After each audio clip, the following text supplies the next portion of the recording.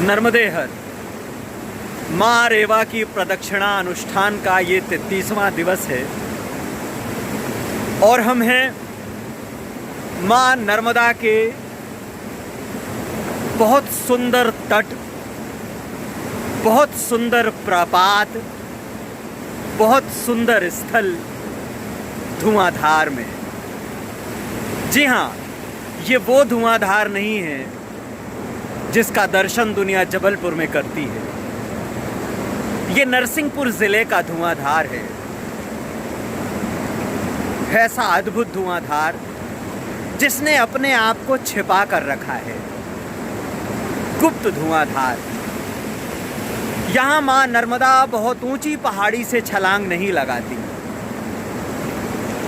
एक छोटी सी पहाड़ी से, ढलान नुमा पहाड़ी से नीचे उतरती हैं और वही स्वर लेकर आती हैं, वही नाद लेकर आती हैं, वही निनाद लेकर आती हैं, वही कलरव लेकर आती हैं जो उन्होंने जबलपुर के धुआंधार में छोड़ा था।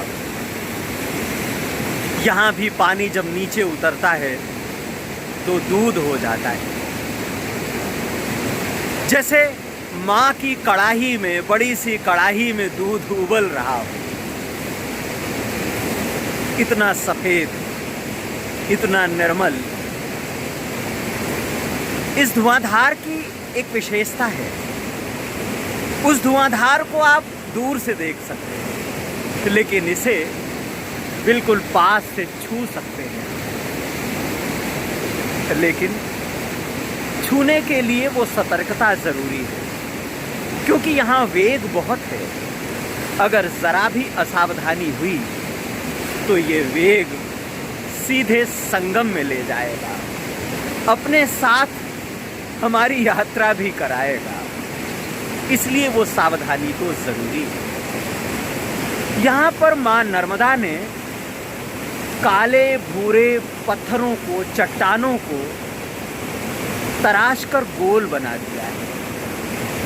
जैसे नेपाल में गंडकी नदी अपने वेग से काले पत्थरों को शालिग्राम बना देती है, ठीक उसी तरह यहाँ भी माँ नर्मदा कुछ गंडकी अवतार में हैं।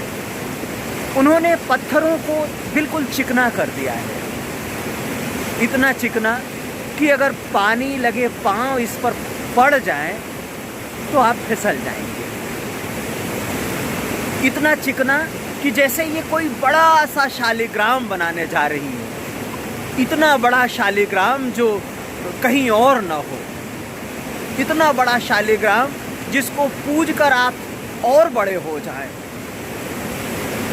इन पत्थरों पर कई बार लगता है कि माँ रेवा ने कलाकृतियाँ बनाई हैं,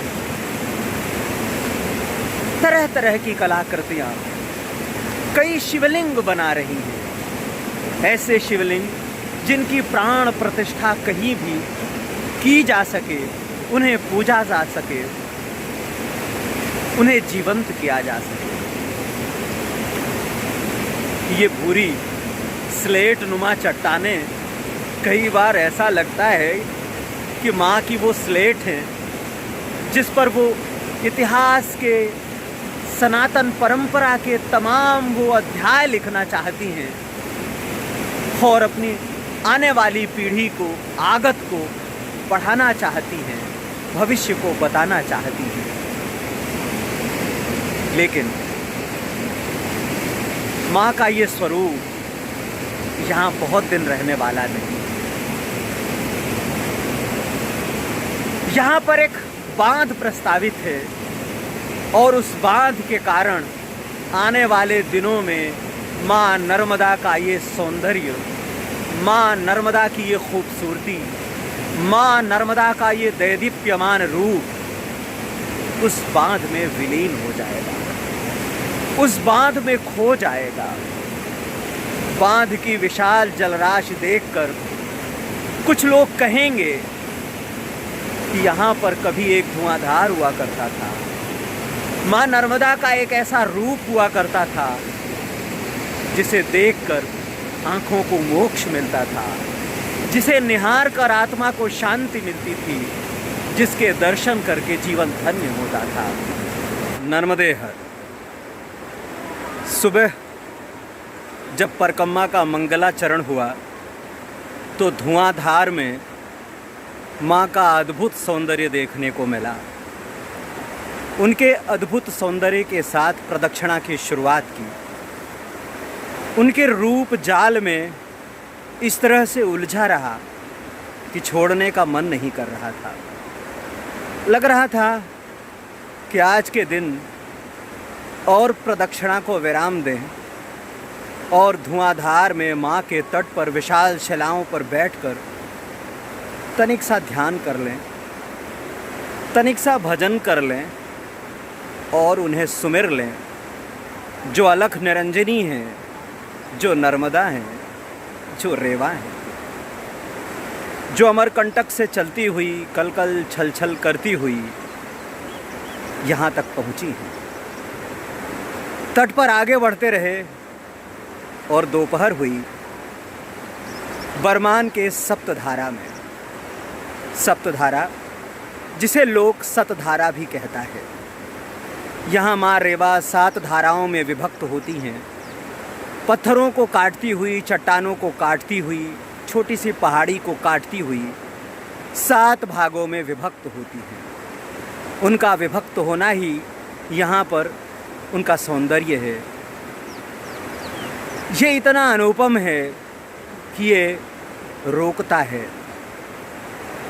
ये जो सामने पुल है, इस पुल से जब आप माँ को निहारो तो सप्तधारा का स्वरूप बहुत स्पष्ट नज़र आता है।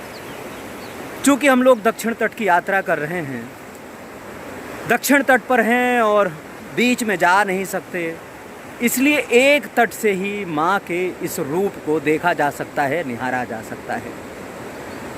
और जब हम एक कोने से, एक तरफ से देखते हैं तो निश्चित ही जो सौंदर्य है वो एक तरफा होता है, एक तरफ का ही होता है, पूरा का पूरा नहीं होता, समूचा नहीं होता।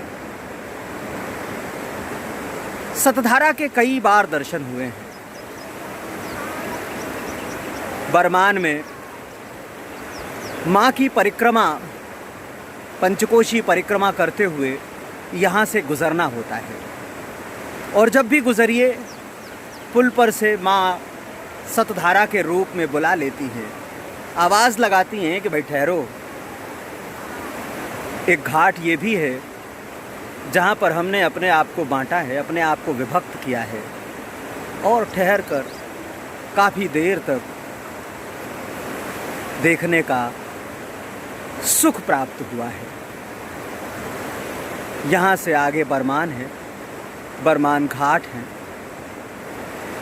जिनकी अपनी आध्यात्मिक ऊर्जा है, लेकिन यहाँ पर माँ नर्मदा के जल की अखंड ऊर्जा है, अथाह ऊर्जा है, प्रवाहमयी ऊर्जा है, अपरिमित ऊर्जा है। ये ऊर्जा आपको सराबोर करती है, आपको लबालब करती है, अगर आप इस ऊर्जा को महसूस करने की क्षमता रखते हैं। नर्मदे हर।